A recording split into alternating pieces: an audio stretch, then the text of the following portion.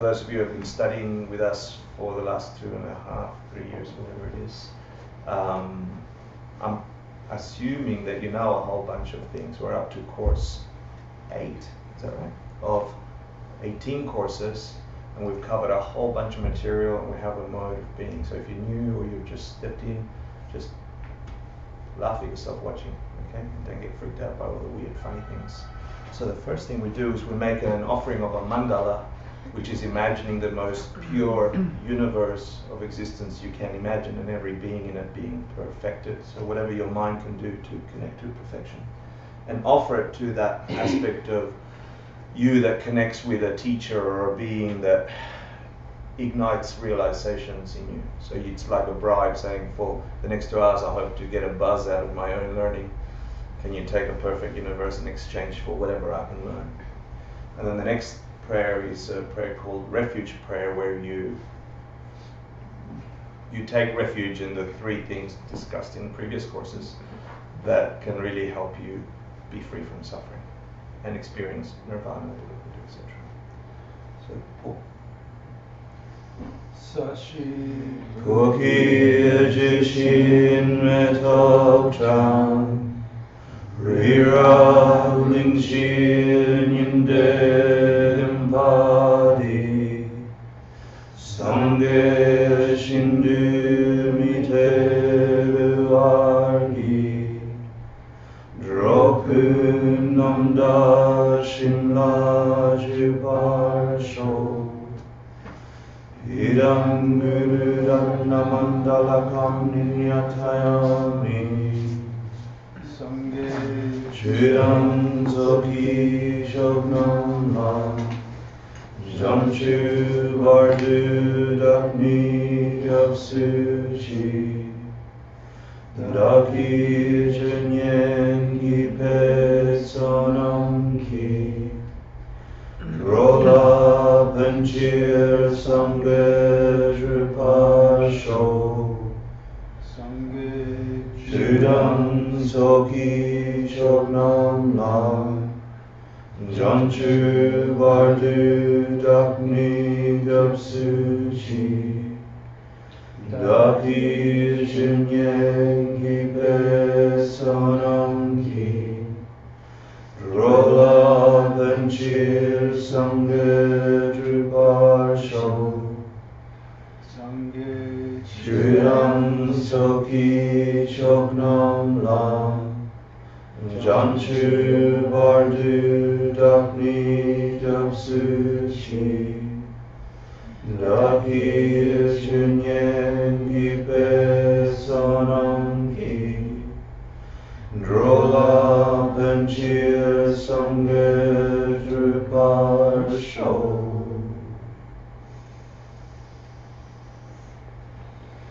So just take a comfortable seated position before we start. We'll get our minds from reverse to neutral so we can head forward. So if you've meditated before, take your comfortable meditation position. If you've never meditated before, pretend that you have, and take your perfect meditation position.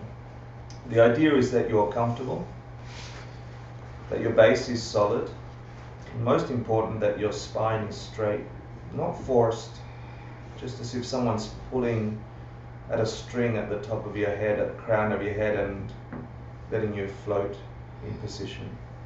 A good way to ensure your back is locked is to tuck in your abdomen just a tiny bit, just a slight bit. And then just breathe through your nostrils.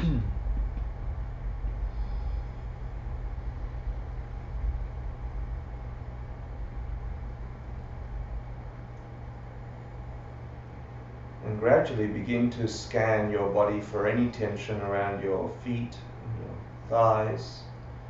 And as you focus on it, just relax it into position. Know that you'll leave it alone for the next 5-7 minutes. Any tension gone up your torso, your shoulders. With every breath, you relax into your posture. Your neck,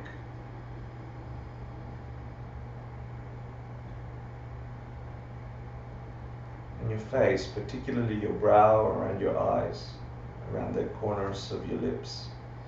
Just relax any tension there. And gently allow your mind to focus on the sensation of your breath. Just watch it as if it's a brand new thing, entering and exiting your body through your nostrils.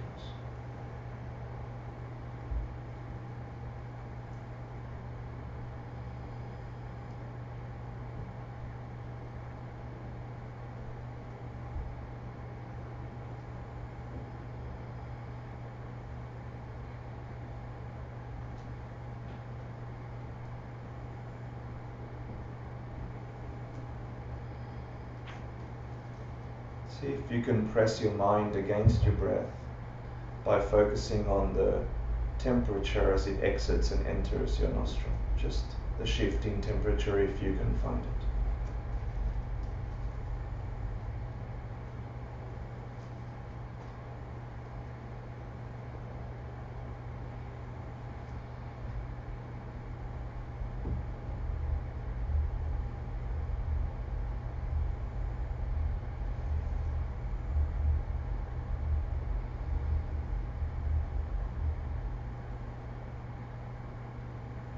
Don't force it, just observe it.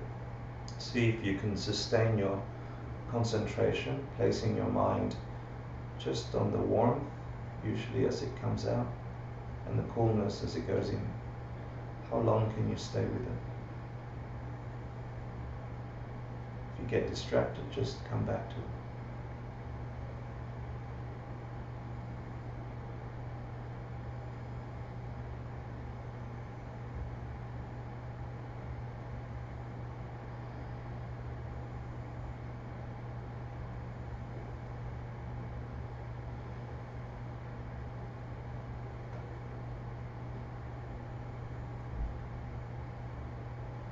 And without controlling it, just see if you can observe for the period of time it takes to change from inhale to exhale and vice versa. See if you can press your mind's attention on that.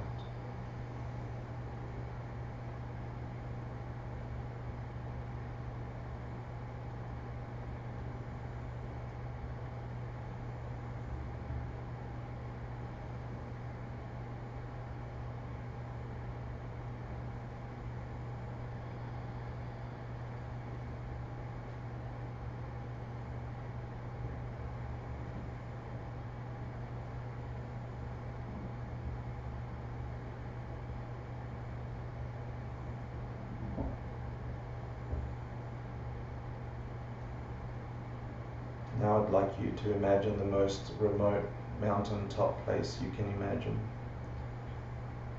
There's a building on that mountaintop far away from many things.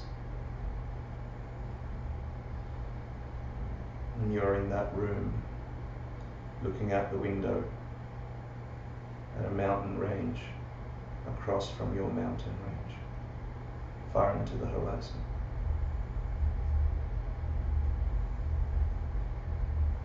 It's just you on your own. You are completely relaxed. There's no pressures. You can breathe.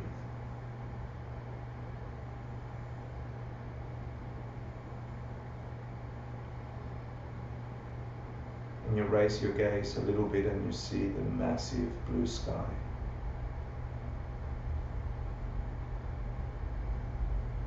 It's just deep blue, not even a cloud.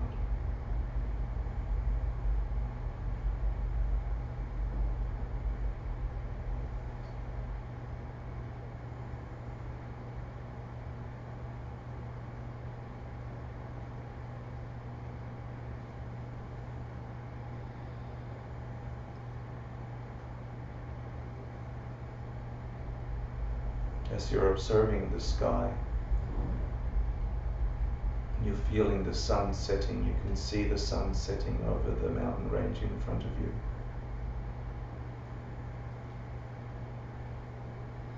And deep golden rays of light fill the room you're standing in. You feel it on your skin. long shadows in the room. You turn around and everything is painted gold.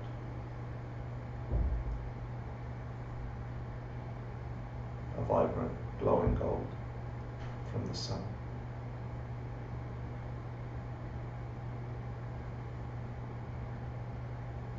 There is a meditation cushion in your room and you sit at that cushion.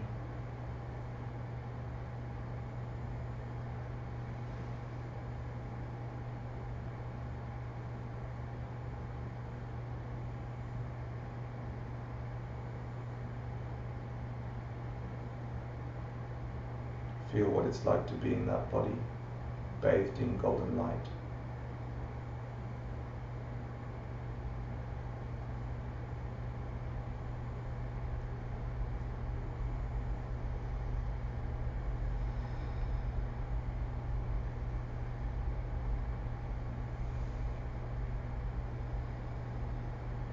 And from the deepest place in your heart, you have a longing and you call for your teacher, or the most enlightened being you can imagine. And without hesitation, instantly, they appear seated in front of you, just meditating in front of you. If you can't imagine them visually, you can feel their body in front of you now.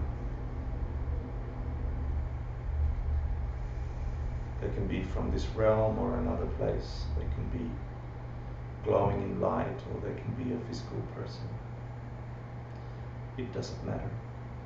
What matters is that it's just you and them, and there's a complete and perfect trust that this being in front of you possesses every knowledge you require, every wisdom. There is peace in their heart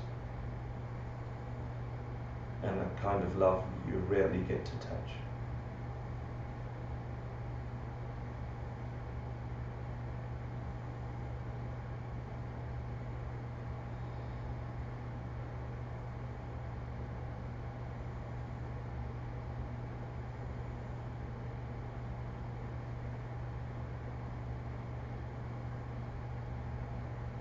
So then mentally you conjure up the most beautiful concept or item you can imagine as an offering to them. So thank you for coming. And you watch their minds connect with it and enjoy it. Bliss rushing through their senses.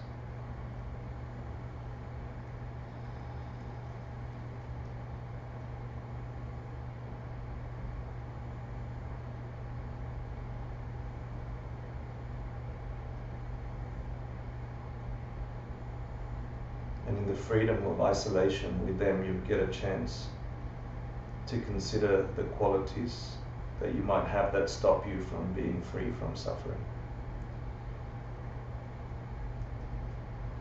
So some bad habit or some deep negativity in your life that stops you.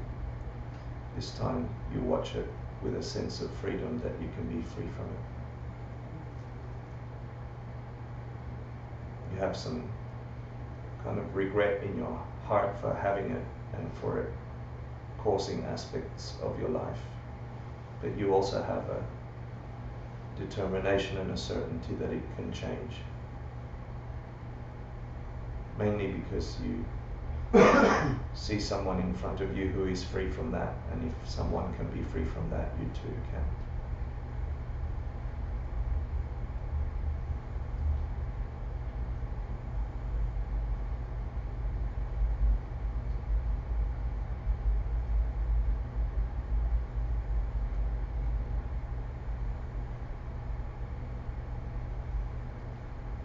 And then in this beautiful isolation, in the roof of the world with your teacher,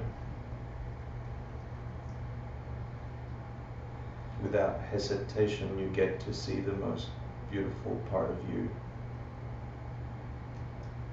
the kindness in you, your capacity to love.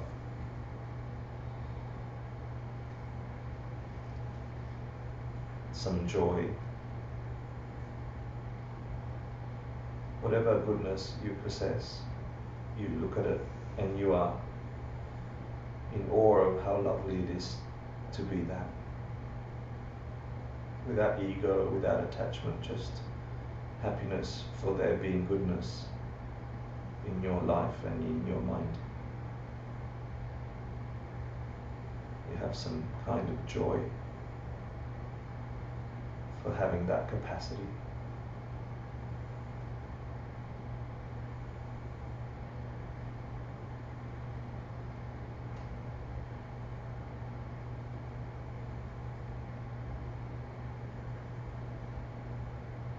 You imagine that other beings on the planet also have that capacity, and you wish that they could see it like you just saw yours. And really imagine it.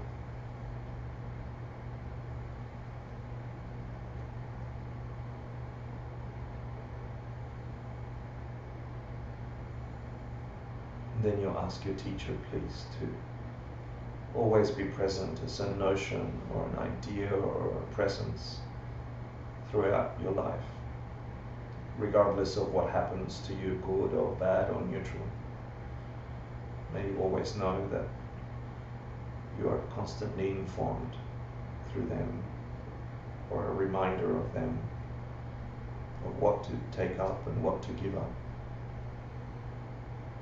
May they always teach you, regardless of what's happening.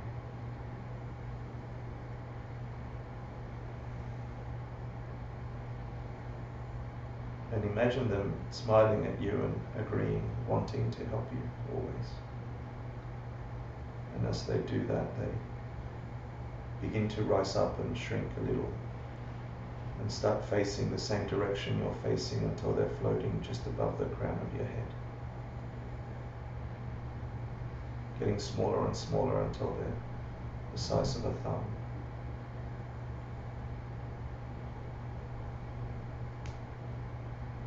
Always available to you, to your heart.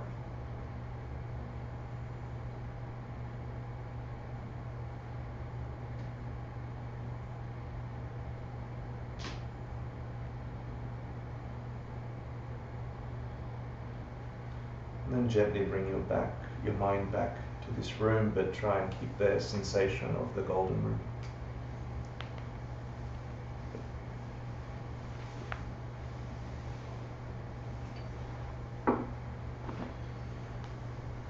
Thank you for coming. Thank you. That was a nice quiet meditation. Thank you. So for those of you who are here, hi. Let's talk realms. I'm doing review before we start. Yeah, so sorry if you haven't been here before. We're doing heavy review. Okay, I decided to do a review slightly different than the last review. It'll be faster. Yeah. Thank you. Instead of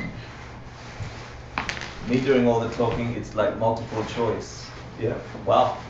Hi. You manifested from the internet to reality. That's nice.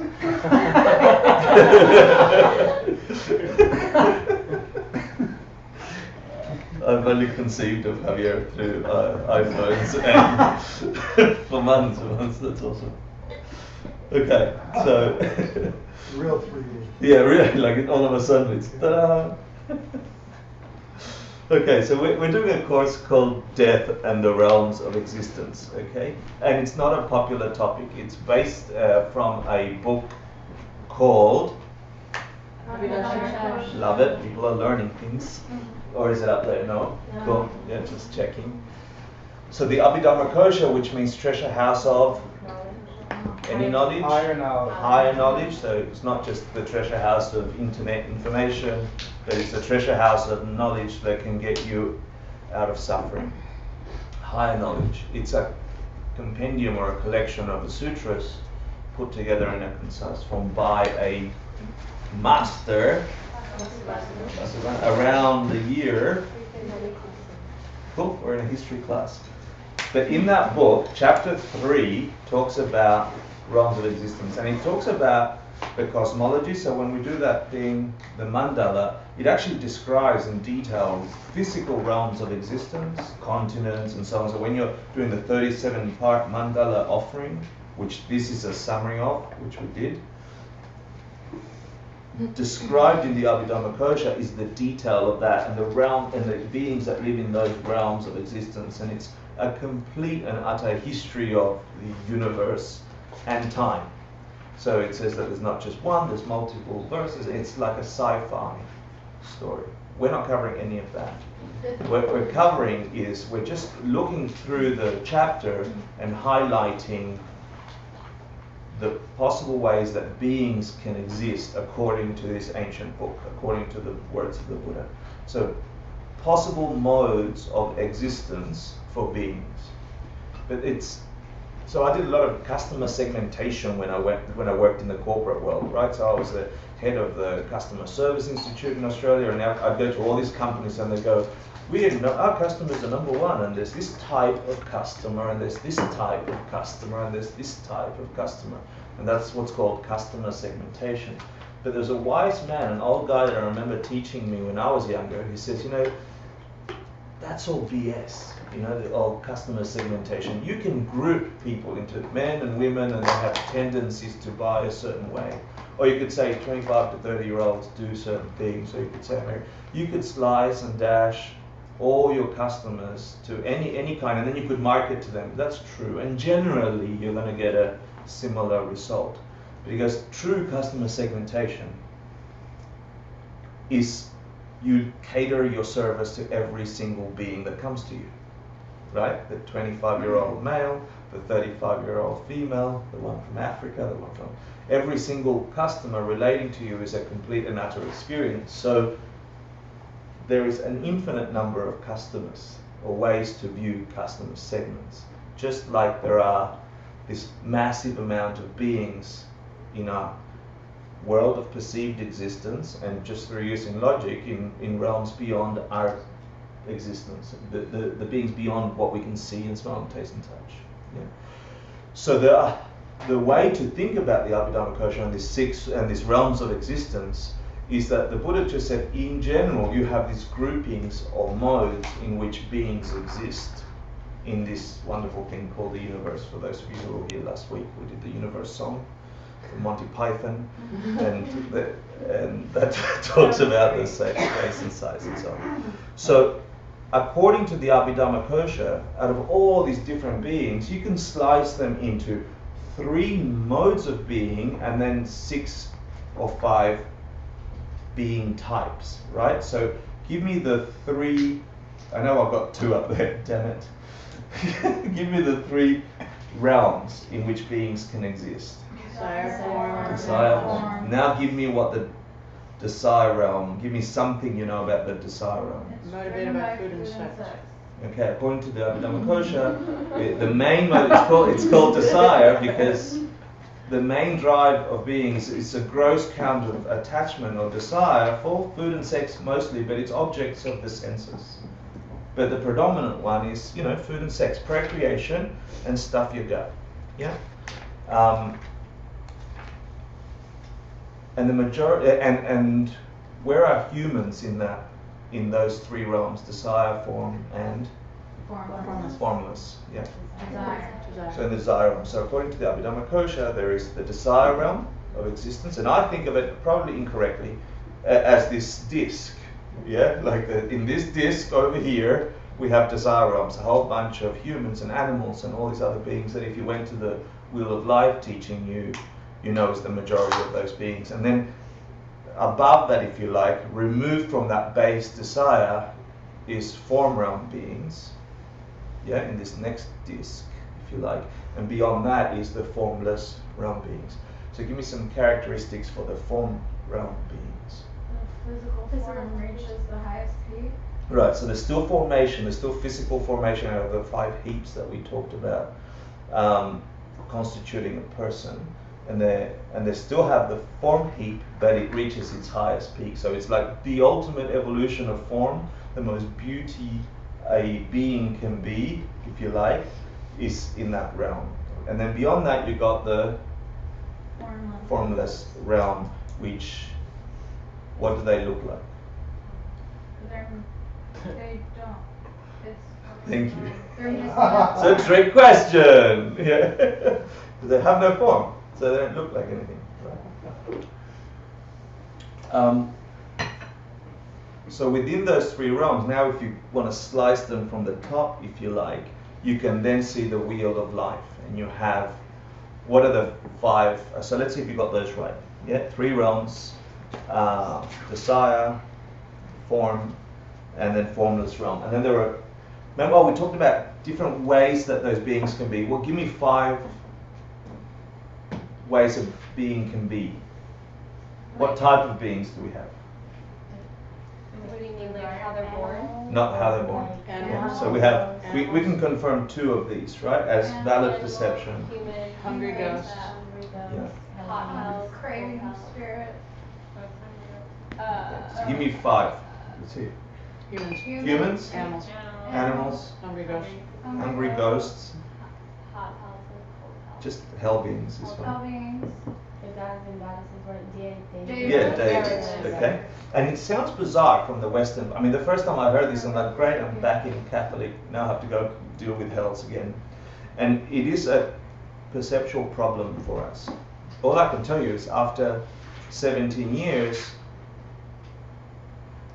and studying the different schools of Buddhism from the different traditions and how they explain what this is about, it's just another lens to look at our world.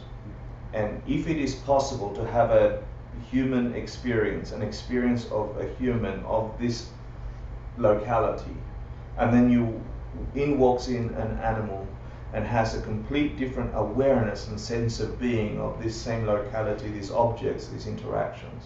And the mind is, if you like, locked in this form and this lens. And the mind is locked to perceive the world in that form and that lens. It doesn't take too much thinking that there might be other ways of experiencing what we call this place. Yeah.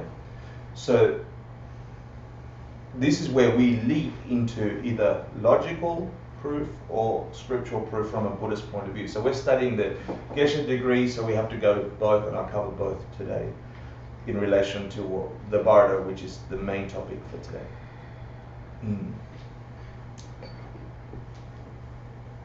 We've covered in this course so far the human realm, the animal realm, the hungry ghost or pretas or craving spirits. We covered their characteristics, and we also covered devas or gods and demigods and humans. We talked about them last class in terms of 6 sufferings. Now we can tell me the ways of being born. Just appearing. Just appearing. Today? Complete. Yeah. Complete. Complete. It's also the miraculous birth, or what's it called? From Spontaneous Fully, arising. right. Yeah. From Fully a human. womb. From an egg. From a womb. From a womb, from an egg, From heat and moisture. heat and moisture, which is mosquitoes and those things. Yeah. And Isn't it just like also like out of no, it's just 4 of them. Haha, just tricked you. oh. Yeah. Are we right? Cool. Oh, you can't see it. Haha, I made it less visible. And then we talked about craving spirits and animal realms. Give me some characteristics from what you remember from craving spirits. When they approach something they want, it turns to really Mhm. bad things. It does what? Never satisfied. Turns to like the least satisfying thing. Like So Steve said, Never satisfied? never satisfied. So the main characteristic of that realm, if you want to imagine it. So this is where we go. We are on course 8 of 18 courses, so there's all these presumptions. Okay, so I apologize if you're hearing this for the first time. It must sound funny.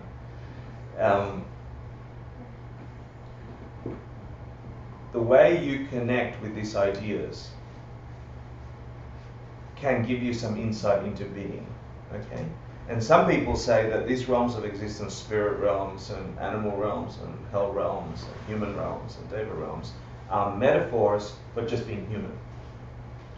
And sure, you can interpret that you know, because that's what we're living. We're living that mode. But they're pretty clear in the scriptures that it's not just that. The Buddha himself said that these beings exist, and he apparently took somebody down to one of the hell rooms to show them and had a complete experience.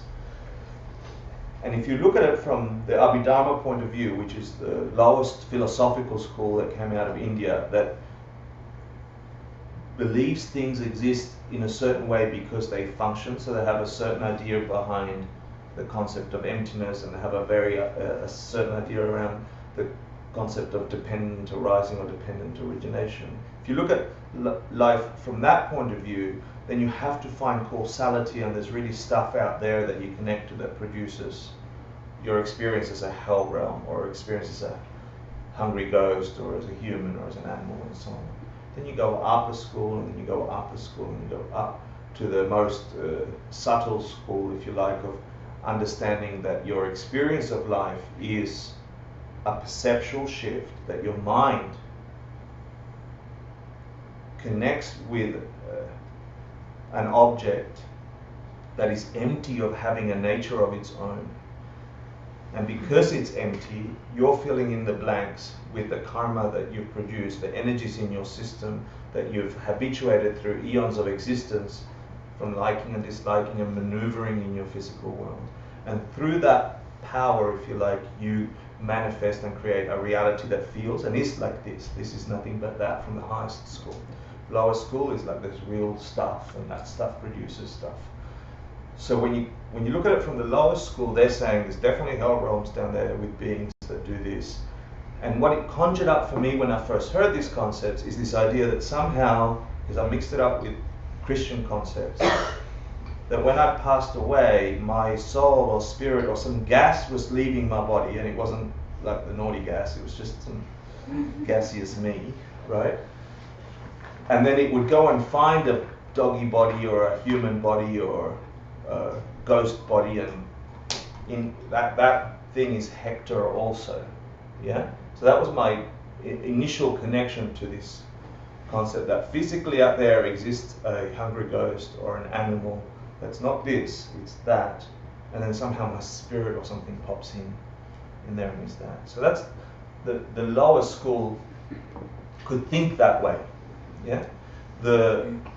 And that's how I began engaging with these ideas. And then as you get more and more subtle as to the understanding of where your world comes from and how your mind projects reality upon the idea of emptiness and karma or dependent origination, then you can begin to know how your mind creates your world. And then it's no different from shifting from moment to moment. This wasn't Hector when I was 6. This wasn't me when I was 6. Yeah, and I could say this has a cause and effect. This physical stuff grows, and the cells got old and got young and grew hair, and the hair fell off, and blah blah blah. And I could say that for my body, but this conceptualization of I, of who I am, also grew and also expanded, and that has also causation. So if I can have a perceptual shift of being this kind of Hector, and sometimes I'm an angry Hector, and sometimes I'm a happy Hector, and sometimes I'm a sad Hector, and sometimes I'm a not so sad Hector, and sometimes I'm an ignorant Hector, and sometimes I'm not an ignorant Hector. If I can walk through life, all my 25 years of existence, and have these conceptual shifts of events, thinking I'm always Hector, they're saying that it is no different to think that at one moment you're this, and then at the next moment you're perceiving your world through a completely different set of eyes, if you like, or a complete separate existence. That's course 4 if you want to cover it in detail. So I just want to premise that about craving spirits and animal realms. Give me some more characteristics of animals. You said that the main characteristic of a hungry ghost or a spirit realm is that desire is never satisfied. Yeah, like you can never get enough. And it comes from what? What kind of energy in your system? What produces that kind of perceptual reality? Greed. So a kind of greed, but it's not like you're a naughty person and you're greedy.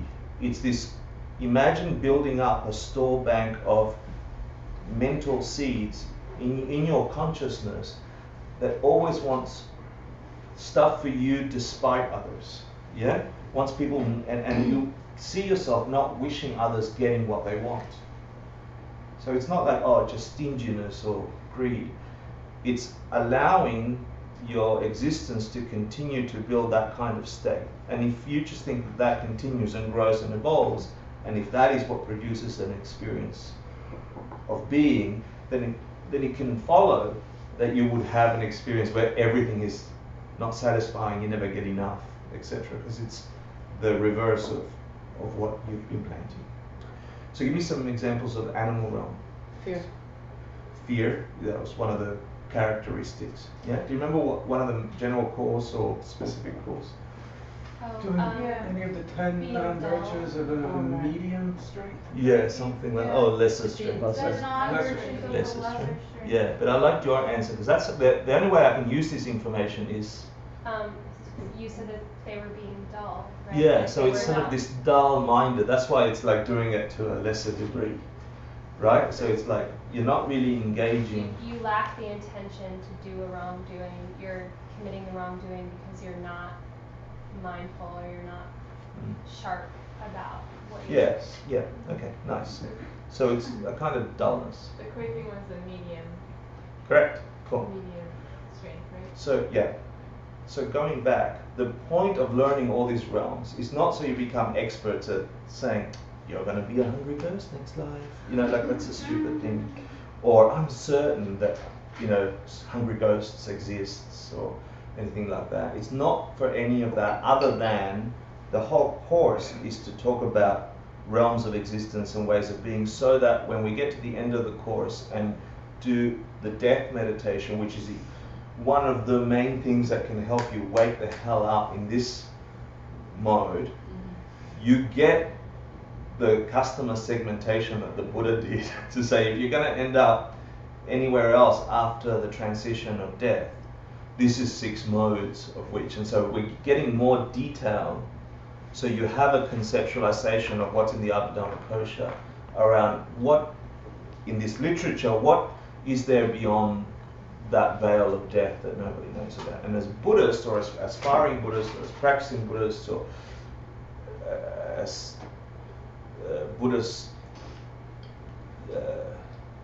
people who are interested in Buddhist ideas, the Buddha said you are not to trust that this is true because I said so.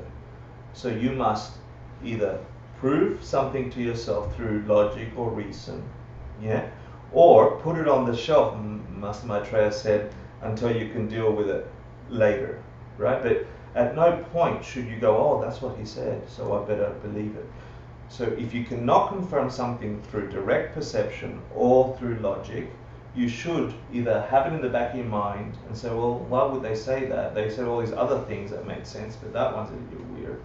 So then you'd either respectfully put it on the shelf to say, let me return to that when I build up more knowledge around these areas, or I build up a muscle of logic and understanding and so on. So the only reason to cover the realms of existence is so when we are having a meditation on the literature describing the death process, we have some certainty around where to direct our thoughts. Yeah. We did that. Let's see what you got right. Craving spirits, 10 good, medium strength, lesser strength, congratulations. And then last week we did this. Do you remember if this came from the same text, Abhidharma, or something else? Same. No, it came from something else. I know you tried to trick I us. tricked you, yeah. It was the same. No, but it's actually a different one. Yeah, it is actually a different one. Do you remember the author? And the reason I want to highlight the author is because the author of the text that we're studying for this part, the gods and demigods, the 6 sufferings. Oh, Oops. it's Panchen Gyaltsen. Panchen Lobsang Chuki Gyaltsen. Yeah. He was the first being named the Panchen Lama, although he's recorded as the 4th Panchen Lama, but he was the first person to hold that title. What's the name of the text? It's called Dalam, and it's actually called Path to Bliss or Easy Path. So it depends on who translates it, yeah?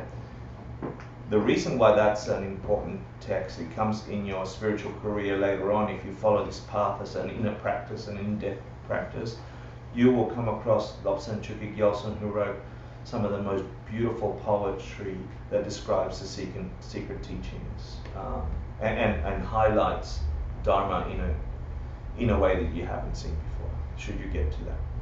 I remember reading something by Nagarjuna where he explains the walk around the God house. Mm-hmm. So that dates earlier, like. Or earlier than Lobsang Chuki Gyaltsen. Yeah, the base text is still the Abhidhamma Kosha, but Geshe Michael in this class 4, got the text out of the Path to Bliss, Dailam, because it described beautiful these 6 things that are in common between the God realms and the human realms, and he called them these 6 things that are the suffering of the human realm and the Deva realms. Do you remember them? 6 horrible things. Yeah. And the always with, wait, I don't know, the always with us, nothing is fixed. Okay, I'll cover them with you together because it's a review of last class, but I want to tell you something first. I just got back from Teak school. I think it was this school, Teak, who's underprivileged kids who get who might not have the economic means to look after themselves or to get a good education or something, and because they're smart and dedicated, this program puts them through their paces and they give them a whole bunch of beautiful learning. And then they give them all this extracurricular activity. They make them do documentary and yoga and blah blah blah.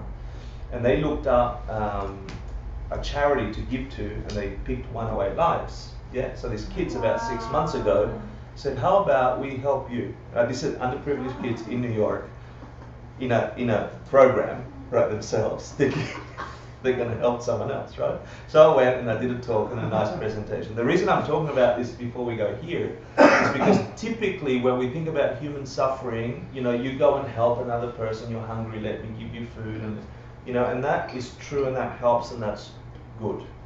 And that alleviates suffering. But at the end of the day, that suffering's coming back. Mm-hmm. Yeah? When you go deeper into the idea of suffering, these 6 things are hard to peel off. And so addressing them will remove the vast majority of that suffering. But I want to tell you this story first because this is what we normally think about removing suffering, right? But it's so nice. You start there. These kids, I forgot all about them 6 months ago. I went there, did the presentation. They said they were going to raise some money. I get a phone call about 4 weeks ago. And they said, "Oh, the kids want to meet you." They raised enough money to put 12 Nepali kids in school for a year each, right? Wow. So they raised $2,000, and they wanted to get the 12 blankets because we sell a blanket from the mothers that make the blankets, and 1 kid goes to school for every blanket sold. So then the mothers get a little bit of a wage, and the kids in Nepal get school bag, shoes, uniform, books, a backpack, and tuition paid for a year, right? So I just came back from doing a little presentation with them, and I'm looking at their eyes, and they're like, I completely just help somebody not suffer. Yeah, and that's true, and that bliss can change your world. So imagine if that bliss can change your world, what removing these 6 horrible things can do to your universe. Okay, so that's why I wanted to show off that it was such a nice thing. Yeah, it was just really beautiful to watch these 12-year-olds and 15-year-olds think of other people and not themselves. And they're in New York, they're New York kids. So the first one was that nothing was fixed, you said, right? What does that mean? That it's like always with us, that like that change is constant and like that. Yeah, so the first of the... That karma can like run out. Well, that's the first one, is that things change, right? So if you're observing your life with full attention, you can't ever say that this is good and that is bad. And you can say that for the moment, yeah? But everything is changing. Your enemy is going to become your friend, and you've had people you've hated that you're going to end up liking tomato soup even if you hated it when you were younger. Like, this thing that you're not on any fixed ground is something that is disturbing to our state of being from the human realm, because there's a part of us that wants to make things solid and true and real, and that's the way things are. Yeah? But if you look at it, the fact is that things are not that way. Things are forever, ever shifting, and because we want them to be a specific way, we suffer. Is this like the suffering of suffering? There's three sufferings, right? There's the suffering of suffering, there's all-pervasive suffering, and the suffering of change. So this would be the suffering of change. Yeah. So that's one thing that gets us off ground, right? And there's nothing we do that will force things to stay the same. And that's a suffering. Because if you settle into your job, if you settle into your house, if you settle into your boyfriend, your girlfriend, your beautiful hair, your beautiful fashion, your next trip overseas, whatever it is, it's changing. Yeah? The good news is that sometimes you're in a terrible situation and you just wait it out. It's changing. So that can save you too if you pay attention. But mostly it's a suffering. And then the next one is, do you remember the next one? This one is particularly nasty. If you get what you want, you're just not satisfied. It might take a minute, it might take 6 weeks, it might take 3 weeks, it might take before you actually get it. I remember when I first got I was here in the 90s, I was illegal for a little while. I tried to get into the United States, I tried to get a green card. It was so difficult. I worked for years, and then I did the application, and within a month it came. And I remember the first thought was, oh, is that it? Like, I wasn't jumping for joy, like all these years thinking about this thing, and I got what I wanted, and then it's like, and now what? When we get what we want, or when we remove what we don't want, instantly your mind goes, more? More? More? Latte, Latte, para latte. And that's particularly nasty, because if you spend some time meditating on that, and this is what I was thinking about today, we've got so much information to cover, and much of it in this course is fairly esoteric. Each item here is something worthy of meditating on for weeks. If you want to dent these, think, what's your level of satisfaction with what you do with your life? What is it? Can you influence it at all? Can you find the source of why you're unhappy? Can you find the source why as soon as you get the car, the dress, the thing, the relationship, the time, whatever, and then you want more? And what is that in our nature? And if you spend time thinking about it, you might come to your particular flavor of that answer. And hopefully, if wisdom is wisdom and truth is truth, you will also arrive at the ultimate answer, the basic ignorance that we hold this world with. The ignorance which it colors every single one of our actions and thoughts and so on. So that's number 2. Number 3 and 4, it was over and over, yang yang. Do you remember that? Yeah. One was, Shedding your body. according to this philosophy, right? Reincarnation exists, proved in course 4. You shed your body over and over and over and over. What was the point that Lobsang Chukik Gyaltsam made in relation to that? Do you remember? It creates bad karma because you're focused on yourself. Partly, yeah, close. So like, It does the bad karma, but you're focused on something that you're going to get rid of anyway. You know, like, you work for an entire life, I'm willing to cheat you to get an extra buck and get you to get a promotion and struggle with you, and really we compromise our morality all the time to take care of this thing so it's fed nicely and it's housed nicely, and I really am prepared to, like, nudge my brother when, to get ahead over my mum, to get the bigger potato, etc. Like all these tiny, like none of us are monsters and murderers and the rest, but imagine the collection of every single one of those milliseconds of negative intention mounting up. and producing a result. Not mounting up and nothing happens, right? Mounting up and forcing a perceptual result. A result of your experiences is. Yeah? Course 5, karma. Proved. Yeah? So the shedding your body over and over is like the bloody thing we're willing to compromise our morality with. We're getting rid of it. Like it's not going to be with us as we move on. Yeah, and what's the next one? The being reborn over and over? Yeah, so one is getting rid of your body and the other one is like popping into the world again over and over. And what was that about? Do you remember that? That was like how, I've got to remember, I can't remember. wasn't that the thing about like the prejudice from me and my over others? And that there's like no real separation between you and other beings? Doesn't it have to do with using up your good karma to get the Oh rebirth? yeah, the karmic lag thing? Is this the karmic lag? I'm trying to look it up, I can't remember. So the ultimate way of being, by nourishing others, you nourish yourself. No, I think it's like, Mm-mm. I think that's Try again. being reborn over and over.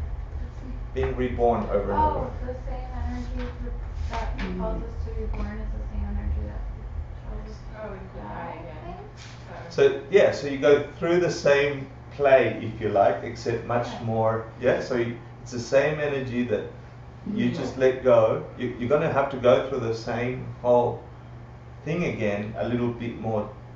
It's like the meta version of the last one.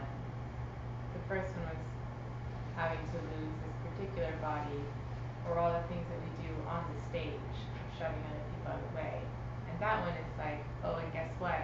You get to do that. You get to do that millions of again and times. again and again, bigger and bigger. And that's a different kind of suffering in a way. Yeah. It's not just the Like, why is suffering. this particular thing happen to me? Right. It's not right. I don't deserve this. Yeah, Yeah. and if you understand karma and emptiness, that you can't have something happen to you unless it's in your continuum to start with. Yeah. Okay, we'll go there. The next one was The high comes low. Yeah. which is after high comes low, Ah. which was you get the promotion, but then you don't. You know, and this is the book that I love the most that describes these 6 sufferings is Dr. Seuss's "Oh, the Places You'll Go." Oh, I love that. Yeah, like Yeah. because he goes, "Oh, the places you go, you know." He says you'll be on your way up, you'll be seeing high heights, Oh, yeah. you'll and you see great heights, except when you don't, because sometimes you won't. I'm sorry to say so, but sadly it's true that bang-ups and hang-ups can happen to you. So that it's whatever you get, you know, and then you lose. And it's sort of a variation of that, and you get the promotion, and then someone starts saying, well, you're stupid, and I'll get a better promotion. Or then you think you're smart, and then you're not so smart. And that continual high and low is the energy of the karma ripening, like the nature of things on this realm is things ramp up and have beautiful energy, and businesses build up, and people work for businesses, and then and empires grow, and then they dissipate. And it's also true for small things. You know, crops come and they flower and then they go. And we get our ripenings of experience, and we get our ripenings of being, and then it changes. You know, so after a high, we get so attached and so happy, comes low. And if you're not aware of where these things come from, it's a suffering. Because you're like, I've made it, congratulations, today is your day, you know, except when you don't. So then, the 6th one was, So you can't take it with you. There's no companion. there's no companion. You know, like, you come alone and you go alone. My first English teacher taught me that when I first moved to Australia, and it was shocking to hear that as a teenager. Like, what do you mean? I've spent all my life trying to connect with other beings, you know, internally. Like, my mother can't see my motivations. Thank goodness that she can't, by the way. But you know, your closest being, the one that gave you birth, cannot have your images in your mind, your sensations. You know, you can look at somebody in the eye and have the perception that you're connected and in union and the rest, but do you know for sure? Are you ever Mhm. What if you're born like a twin? So you're born with something. What if you're born a twin? I still think that you have two minds if you're two beings, and the two minds interpret the world in two distinct ways. I still don't think that it's a problem to say two beings can have karma so intertwined and connected that they continuously have these serendipitous events. That's not a problem, but that's still my mind perceiving that we're connected and your mind perceiving that we're connected. It's my mind observing something and your mind observing something and feeling something. So I think if you're attached, Simon so it's false. I've never been attached. Well, I'm just saying. So, yeah. No, that's not true. I've always been attached, but not to a Simon But Street. even in that case, there's still two different minds. I mean, generally speaking, unless unless it's the same mind, but then it's not two different people. That's the whole. No, there's a documentary about this girl, and this two girls, but with one body. But But one if body. you're two minds. But is it The two two minds? It was Yeah, definitely they- 2 months. Two minds, Yeah. definitely. But then they're still alone in some part. Some part of the house. Yeah, but we're talking about mind stream here, even though their bodies are merged. But regardless, Yeah, I the know. idea is that the only thing that this being dies, but the mind forms states, right? So the physical Right. shell, if you like, for the vessel for your mind, if you Right. like, for using, groovy words. You shed the vessel, but you Right. continue. The main point of this one, although these are good fundamental philosophical things you have to think and consider, encouraged, but the main point of this one as a suffering is related to how you collect karma. Right. Do you remember that?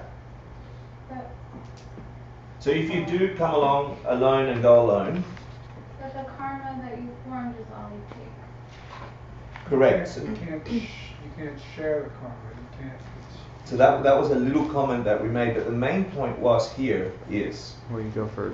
with all you due respect, you're all dear friends and colleagues and whatever, even my holy teachers, yeah? Nothing I do, say or think because they told me to do something right or wrong, because they said go rob a bank, because they go say cheat on your wife. Nothing I will do for the sake of others, regardless if they're my teachers or my friends or my family or my enemies or against my enemies, they can't collect any of that karma. I'm the only bastard taking that with me.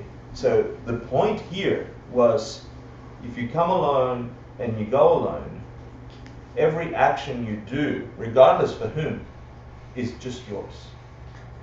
So yes, have great friends, yes, have great relationships, yes, have great teachers, but know with certainty that every action you do, you take. Only you. I'm having trouble understanding anything. What's the suffering part of that? I can see how it functions. So like, what would be the reverse? The point of that is that we're often willing to cheat on behalf of someone we like. So we have a partner and say, "Oh, go steal a little bit for me," and I'm happy to do it for another person. And the suffering is you accumulate a negative karma for doing a negative deed because you think that you're doing it for your best friend. Your best friend won't take that karma, only you do. But Do you get that? I mean, I understand how that's true. I'm just wondering.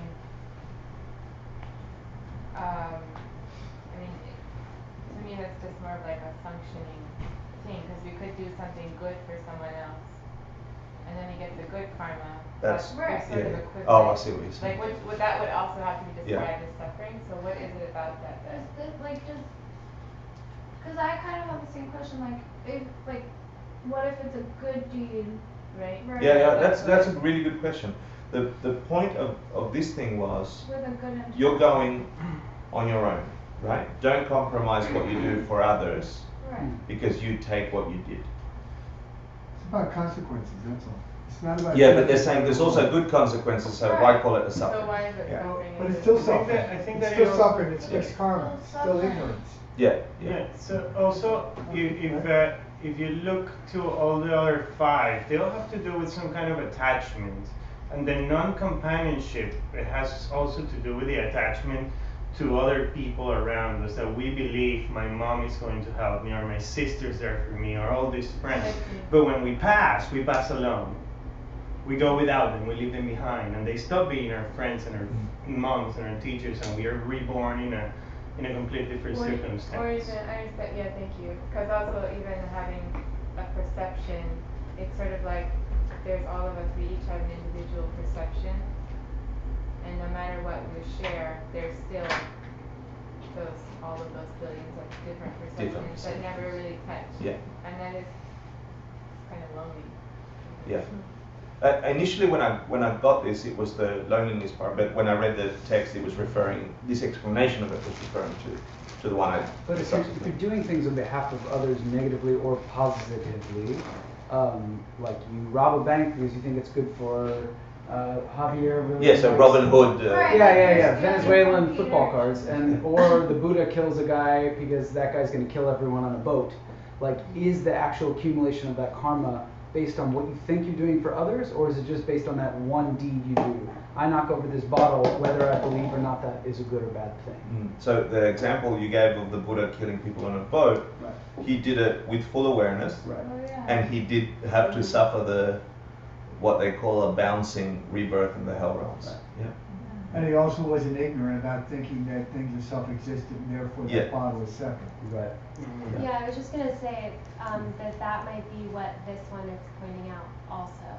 So the fact that like our perceptions are actually creating the reality. But I like what you said, because it's still colored in ignorance, so long as you're doing it for others, depending on how you're doing it for others. Yeah, it's good. But this is of course describing basic sufferings for the everyday life or the impulses we have in this life. So this is talking same with the misdeeds, and then you can get more and more subtle, like we just had explanations at different schools. So that's the summary. Today's thing, we go back to the Abhidharma Kosha, yeah, and it's a funny topic because there's like 2 paragraphs around the bardo. We're going back to our original text, Master Vasubandhu, 350 AD, and then Illumination on the Path by the first Dalai Lama.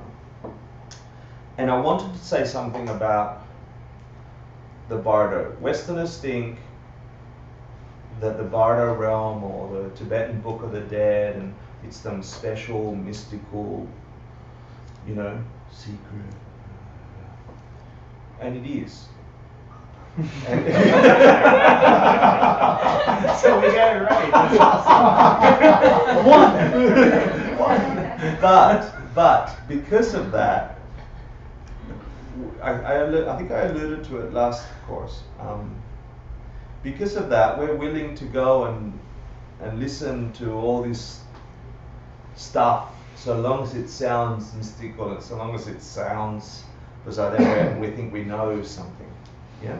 So the earliest content that we can find scripture from the Buddha and the commentaries beyond him were from Master Vasubandhu. It's a commonly accepted text.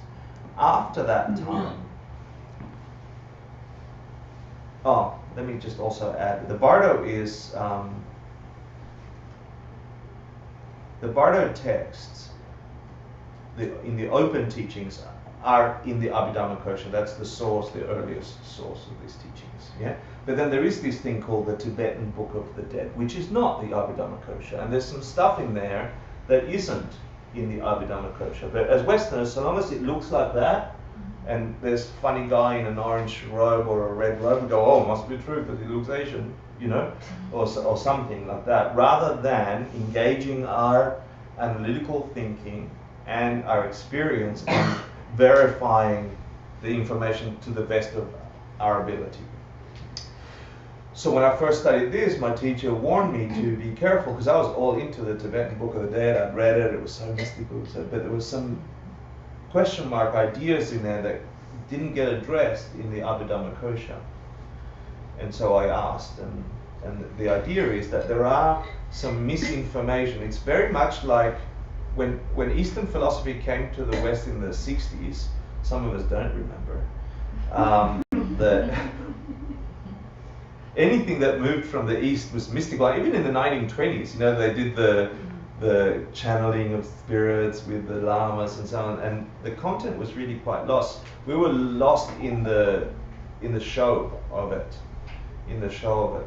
And when it comes to the Bardo, I can tell you that the open teachings, the stuff containing the Abhidhamma Kosha, we'll cover today. But there is extensive information in the about the Bardo realm in the secret teachings, and they're secret for a reason. They're not secret because you should know. It's very naughty. It's a self-revealed secret that you can't unlock until you have enough grounding and practice in other practices. So it's not secret because nobody should know. In fact, everybody should know.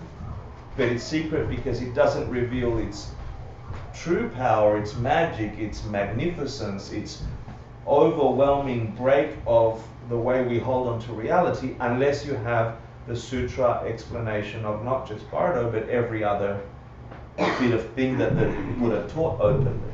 Without that as a foundation, I can put a tantric text over here, you would read it, and it would completely destroy that potential for you because you saw it as something normal, or misunderstood it, or connected it to something. So the spiel I want to give here is that, to the best of my knowledge and what I've been able to verify, the information that I'll cover is from the Abhidhamma Kosha and nothing else. But I'm not covering stuff from the Tibetan Book of the Dead. That book came much later, I think in 1400s, I'll say maybe 1400s, I want to say, and it was revealed. Anyway, the point is that these teachings are secret teachings are secret until someone teaches them openly. If someone teaches them openly, they're no longer secret, which means the point of them being secret is lost. So I hope you get something amazing out of these teachings and know that there's much more. So the in-between stage, which what Bardo means, is something like I said before. If we cannot perceive it directly, the Buddha said you have to consider things logically and either prove it to yourself or put it on the shelf until you can prove it. So for example,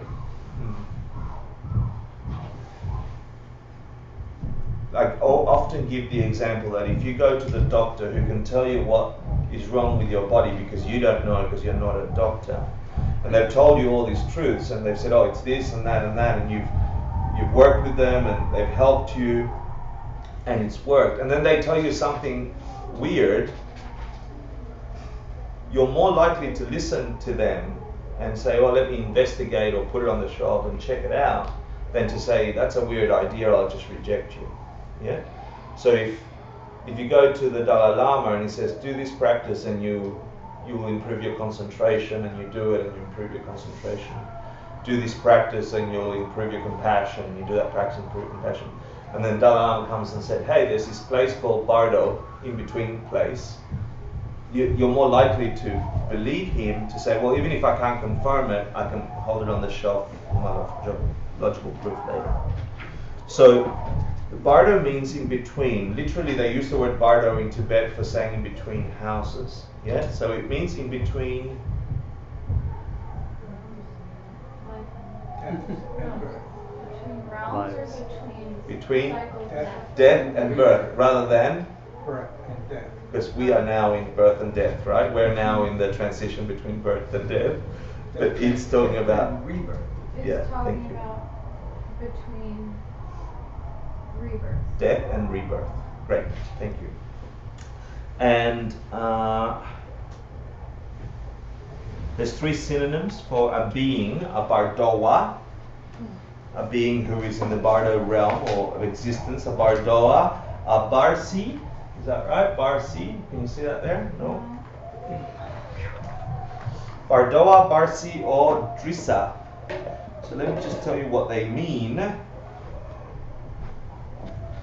So Bardo means in between. Bardoa is Doa is a being. Bardoa is a being. So Bardo being.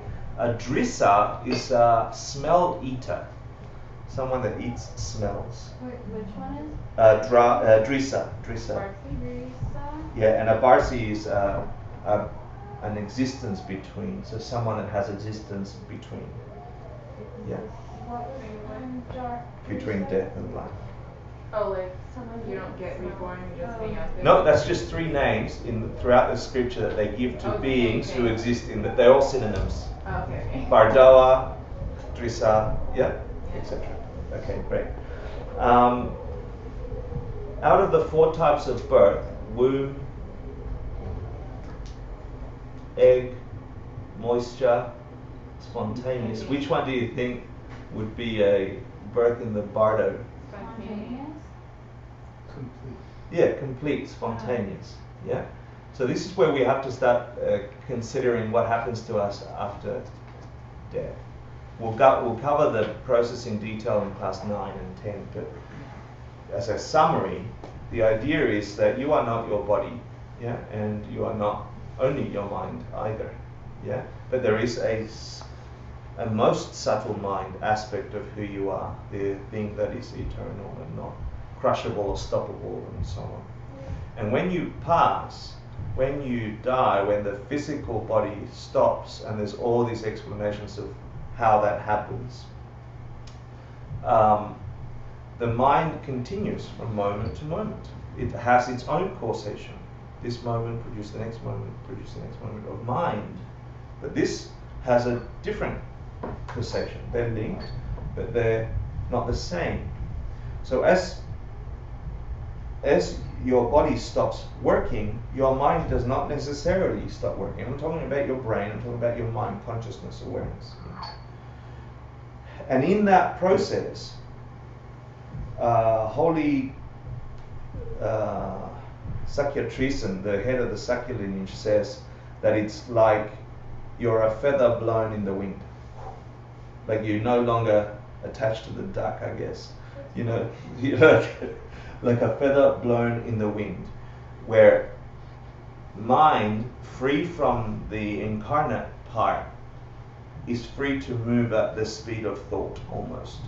Okay, they say almost because I think they're saying that it catches itself thinking. Is spontaneous birth the same as complete? Yeah. Just checking.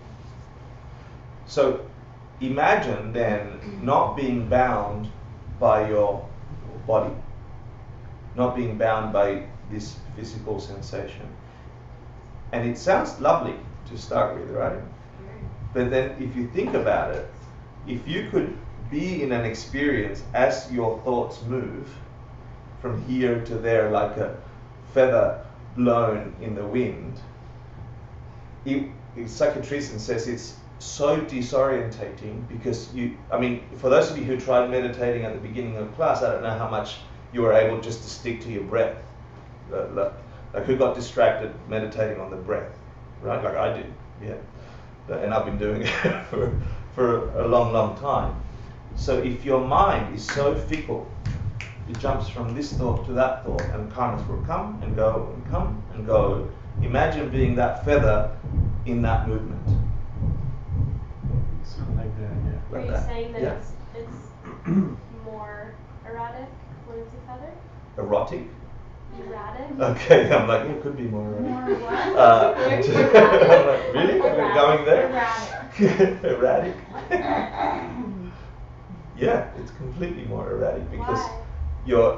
it's like a tumbleweed. You're catching up to that experience you just had, and then as you're catching up, you're having the next experience, and as you're catching up, you're having the next experience. I guess It's my not so point is slow. that I feel like my mind is like that in the physical Yeah. form. So what is it about the negation of physicality that makes Right, like would Yeah, it be is it more because you have a free? memory of being Yes. somewhere before that makes it So, But wouldn't it be confusing? more- Because if you didn't have the What memory, additional difficulties are there when you lose your body? Say that again.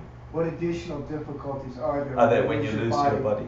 For Yeah. the That's not what I was pattern of, asking. for the karmic propensities that you That carry. you carry. Yeah, Okay. yeah. For the karmic propensities that you carry. Is that a follow-up to that question over there? Yeah, no, it's close.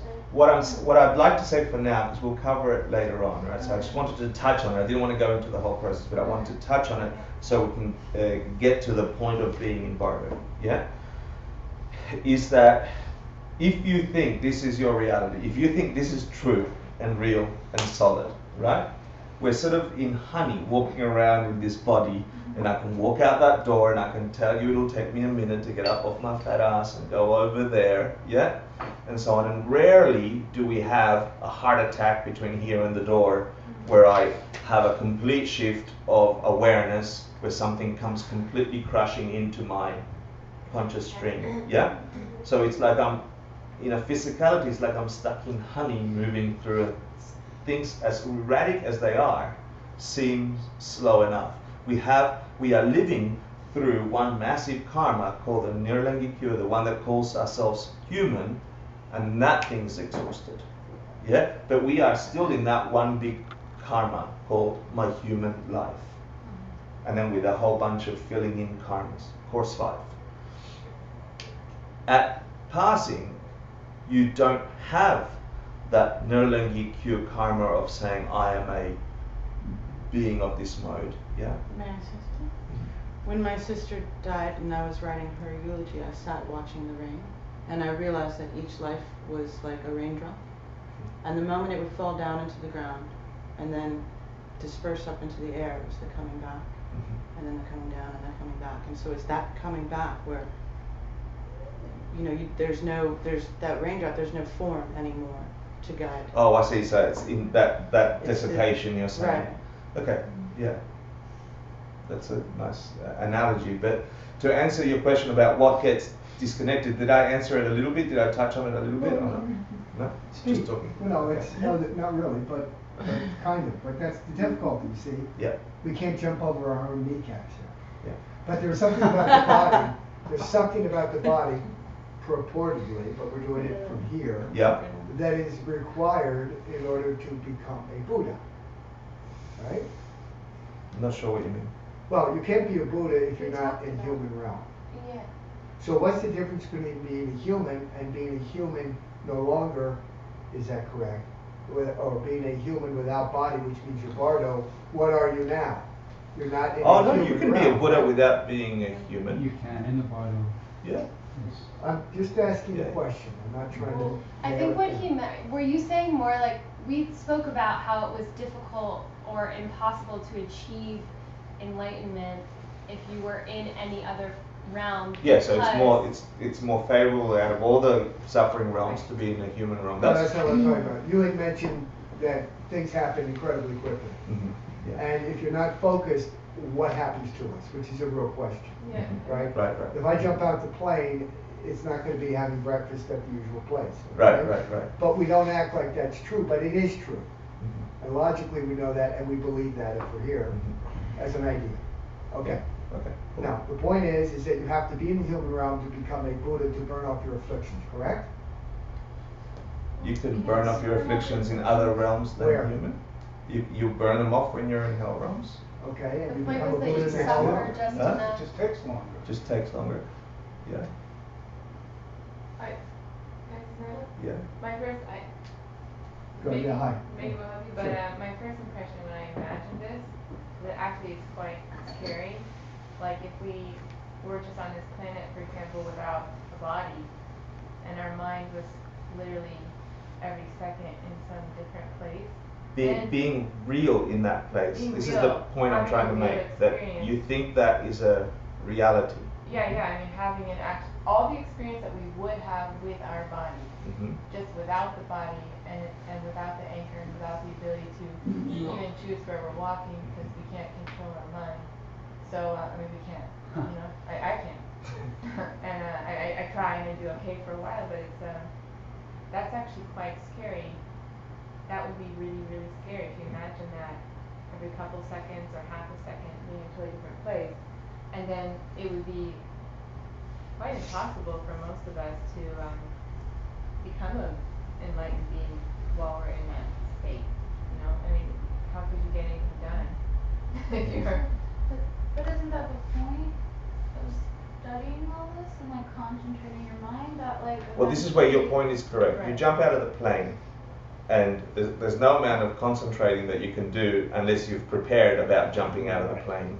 whilst you're falling. If you accidentally fell or got pushed out of the plane, And my afflictions would would act as though I'm still sitting in the plane. yeah. So and- how would that help me when I'm seconds away from something else? Exactly. Yeah. Now, if you had been preparing an entire life, jumping out of a plane, you might be able to conjure up some kind of collect yourself maybe a few milliseconds before impact. Yeah. If you had practiced your entire life, which is something I wanted to address about your point, which was there are practices, and this is some of the stuff we're not talking about or that are discussed in those other books, where you sort of leave off your enlightenment until you can reach it from the Bardo realm, right?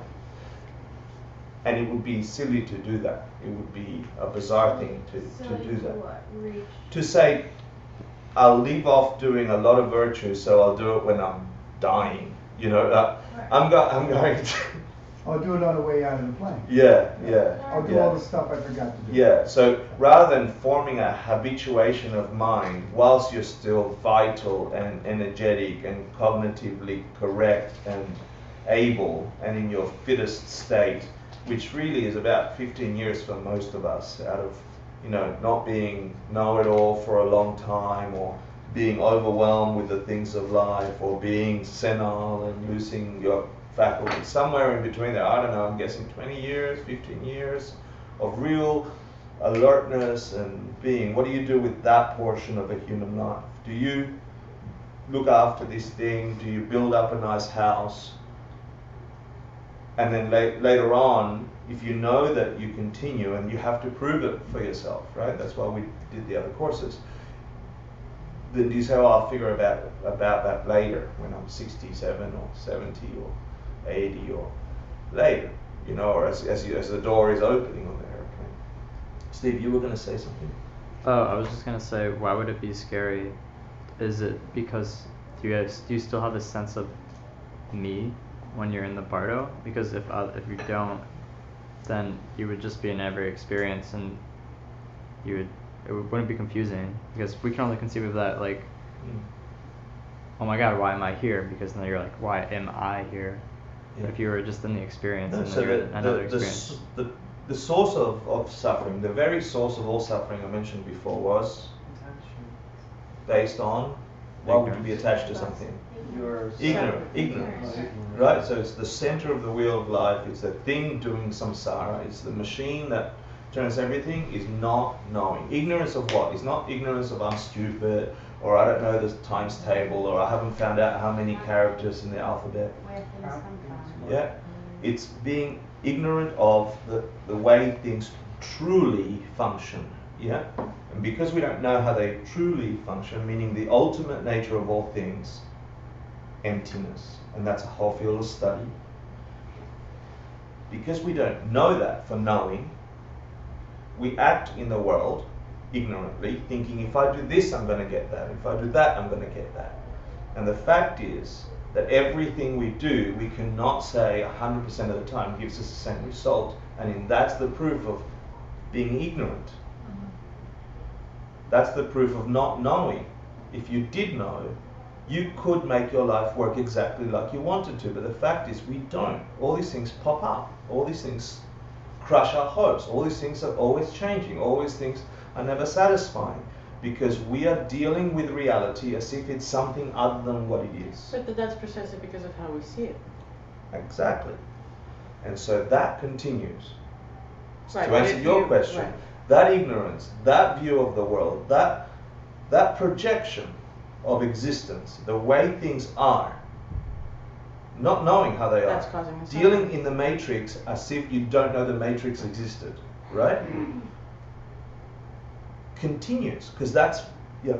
But wouldn't it have to necessarily change during and after death and into the Bardo? Because What if change?